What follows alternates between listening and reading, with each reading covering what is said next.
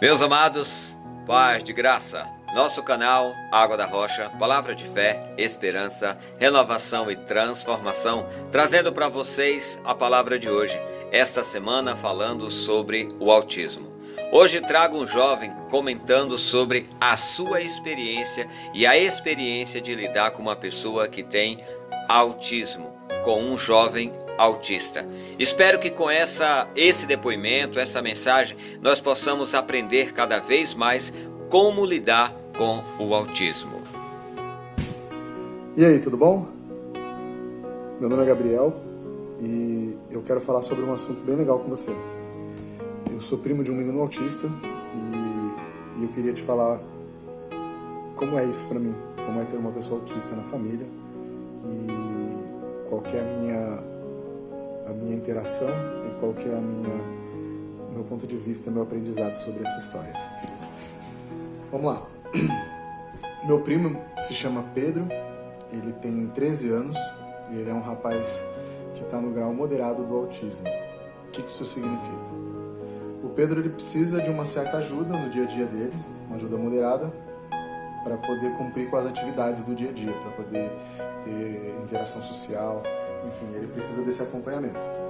É uma ajuda moderada, então ele não precisa da ajuda ou da assistência a todo momento. Algumas atividades ele consegue concluir sozinho, ele aprende e se desenvolve cada vez mais nessas atividades, mas mesmo assim, em um certo nível, ele precisa da ajuda da minha tia Rosane, que é a mãe dele, e que é uma excelente mãe, está sempre se reinventando para entregar para o Pedro a maior quantidade possível de ferramentas para que ele possa se desenvolver e se tornar um adulto mais autossuficiente que ele puder. Essa eu acho que é a missão de qualquer pai e mãe, independente de autismo ou não, entregar para o seu filho a condição de que ele possa se virar no mundo. Então, no caso da mãe de um autista, ela precisa buscar muito mais informação e ela sempre vai ter que lidar com uma certa limitação.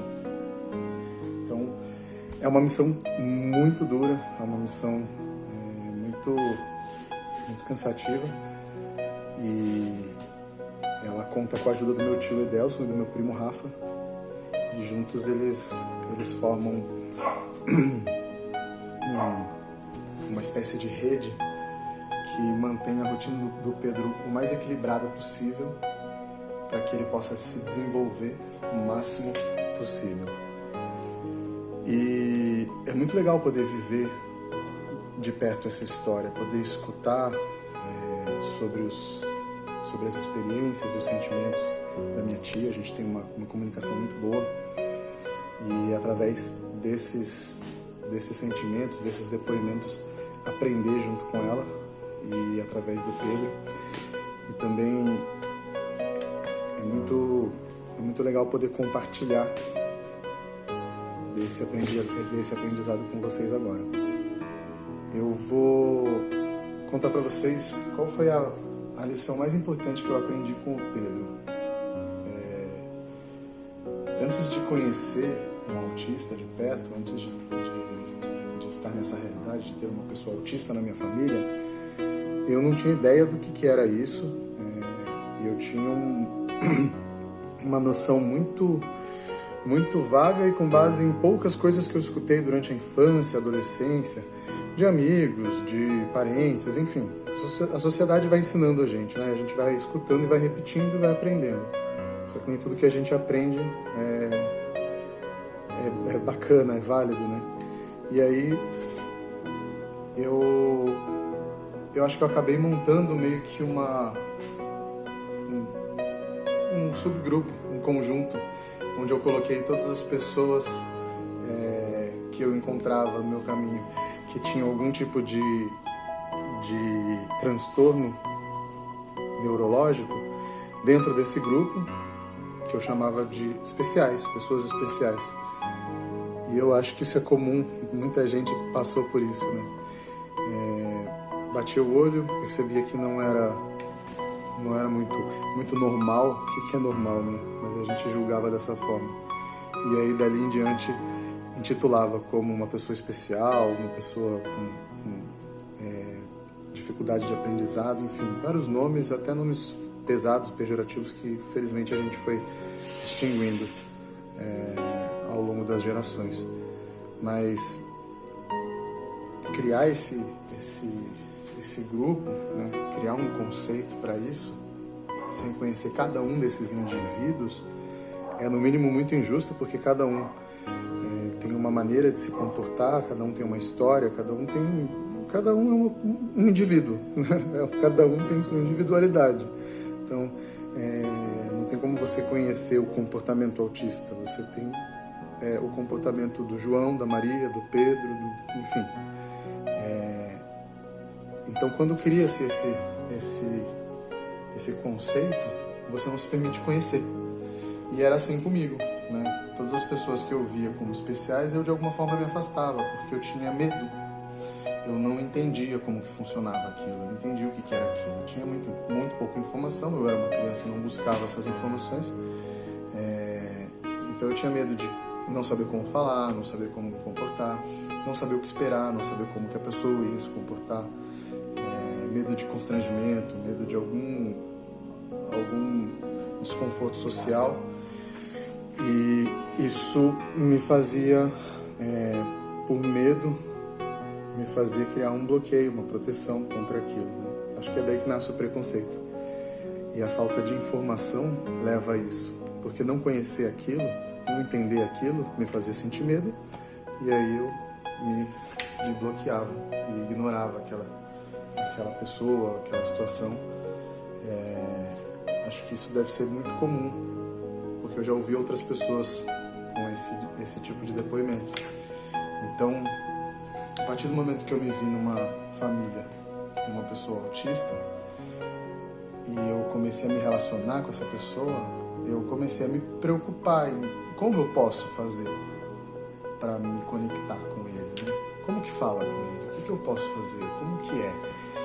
E aí, a partir disso, a partir dessa curiosidade, né, de como que é a forma do Pedro operar no mundo, como que ele se manifesta para poder se comunicar, para poder passar o que passa por dentro dele, né? Para poder expressar o que ele pensa, o que ele sente. Se permitir se abrir para isso, para tentar entender através das histórias que minha tia contava, através do desenvolvimento dele, foi fazendo com que, quanto mais informação eu tinha e absorvia, quanto mais informação sobre aquele assunto eu tinha, menos medo eu tinha. E aí, naturalmente, o preconceito ia se dissolvendo. Então, foi como que, do nada, quando eu percebi, eu já não tinha mais aquele bloqueio que me fazia me afastar de uma criança autista, de alguma pessoa que apresentasse algum tipo de transtorno. Porque eu comecei a ver de uma forma diferente e o Pedro me deu essa motivação. Foi muito bacana. A gente se conectou mais a partir mais ou menos dos 10 anos de idade dele, que foi quando, eu acho que foi quando a nossa história se cruzou da forma mais intensa até aqui. A minha tia sempre buscou vários tipos de tratamento para o Pedro, com fitoterápicos, enfim, medicamentos e suplementos que poderiam ajudar e dar condições para que ele se desenvolvesse o melhor possível, o máximo possível, né? Como eu já tinha falado antes. E aí, por volta de quando ele tinha uns 10 anos de idade, eu lembro que estavam aparecendo muitas notícias relacionadas ao óleo de canabidiol. E eu estava bem engajado em pesquisas sobre isso, por curiosidade, e tentando entender, tentando conhecer os efeitos medicinais, né, dessa planta que sofre também muito preconceito por falta de informação. As pessoas não conhecem, temem o desconhecido, e aí por conta disso a gente enfrenta um monte de complicação, que eu já vou falar sobre isso. Mas enfim, eu estava muito engajado nas pesquisas, e dentre as pesquisas de tratamentos medicinais com canabidiol, falava bastante sobre a questão do autismo, né, que estava ajudando muita gente a controlar algumas situações, algumas estereotipias, ansiedade e beneficiando bastante a evolução da criança com autismo, né? E eu fiquei muito intencionado em falar isso para minha tia, né? Eu tinha um pouco de medo porque eu acreditava que poderia sofrer algum tipo de preconceito naquele momento esse assunto, e aí ser mal avaliado, ser mal visto, e aí automaticamente é rejeitado. Aí eu pedi para minha mãe trocar uma ideia com ela antes, meio que preparar uma conversa, dar o pontapé inicial para eu poder entrar nesse assunto com a minha tia. E aí minha tia foi super franca, eu lembro, que ela falou: olha, eu realmente não conheço, tenho um certo preconceito sobre isso, tenho pouca informação, mas como ela sempre foi, sempre se mostrou uma pessoa muito aberta a aprender, entender sobre o que é novo, e claro, em prol da evolução do Pedro, nenhuma dúvida de que ela me respondeu um grande sim, e vamos ver o que a gente pode fazer. Infelizmente, o óleo de canabidiol, que é feito da planta cannabis, que é a maconha, é um produto que carrega todo esse preconceito, e aí por conta de todo esse preconceito, leis e burocracias são a principal coisa que se encontra no caminho de um pai e de uma mãe que está buscando esse tratamento para o seu filho autista. Então, além de ser julgado, né, além do medo de ser julgado pela família, ainda corre o risco de, por dificuldade de conseguir esse produto, acabe indo por meios ilegais e tenha que lidar com isso. Ou, caso consiga, com a ajuda da lei, de alguma forma, poder comprar esse medicamento, ainda compra por um valor muito acima do justo, porque não era para ser um produto caro. Então, assim, a falta de informação que gera preconceito, né, pelo medo, acaba mais uma vez complicando as vidas dessas pessoas, porque um tratamento que poderia ser muito útil, poderia ajudar muito na vida de muitas crianças autistas, como ajudou o Pedro desde os 10 anos até os dias de hoje. Ele tem se desenvolvido bastante por conta desse medicamento, mas infelizmente nem todo mundo consegue, nem todo mundo tem esse acesso, nem todo mundo tem a capacidade de comprar pelo valor, a condição de comprar pelo valor exorbitante que se cobra. Então fica aí mais um assunto para vocês pensarem, para vocês pesquisarem e de repente se permitirem dissolver um preconceito, porque tem ajudado a vida de muita gente. Se você der uns cliques no Google aí, você vai encontrar muitos depoimentos de pessoas que tiveram uma melhoria significativa na qualidade de vida por conta de um produto que carrega um preconceito que eu acho que as pessoas já nem sabem, nem conseguem justificar, né? Só é do mal, é ruim. Enfim, a informação é a nossa arma mais preciosa e ela pode quebrar várias barreiras. Vamos compartilhar o que a gente sabe que é bom, e se eu puder deixar uma mensagem aqui nesse vídeo, se permita se conectar com as pessoas. O medo, ele está no lado oposto do amor. Quando você não permite receber o amor de uma criança autista e não se permite dar o amor para uma criança autista, você está perdendo tanto quanto essa criança. Você está perdendo a oportunidade de se conectar com com um ser humano tão puro e tão cheio de amor que talvez você nunca tenha sentido, que talvez você nunca tenha presenciado nessa vida. Porque a gente está cheio de impressões, cheio de julgamentos, cheio de preconceitos, cheio de medos, que a gente acaba não se permitindo de fato amar e ser amado. Medo de sofrer de novo, medo de ser atacado pelo mundo. A criança autista, ela não tem isso. Ela não tem esses filtros, essas impressões que a gente coloca. É de uma sinceridade, de uma pureza que podem te surpreender.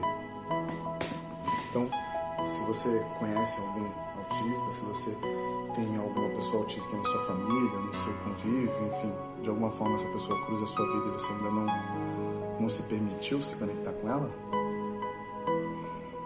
tem uma grande oportunidade. Vá em frente, vale a pena. Você vai descobrir um ser humano incrível.